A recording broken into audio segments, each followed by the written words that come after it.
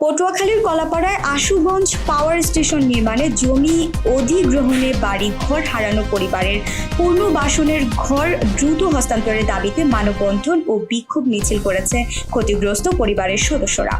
বৃহস্পতিবার 20 মার্চ বেলা 11টায় উপজেলার ধানখালী ইউনিয়নের 5 জুনিয়া গ্রামের আশুগঞ্জ পুনর্বাসন প্রকল্পের সামনে এ মানববন্ধন অনুষ্ঠিত হয়।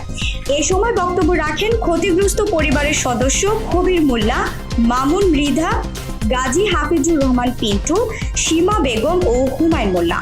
বক্তারা বলেন, 2015 প্রকল্প প্রস্তাবনা অনুযায়ী ভূমি যাচাই বাছাই করে 2020 সালে ক্ষতিগ্রস্ত পরিবারের অজান্তে জমি অধিগ্রহণের নোটিশ প্রদান করা হয়।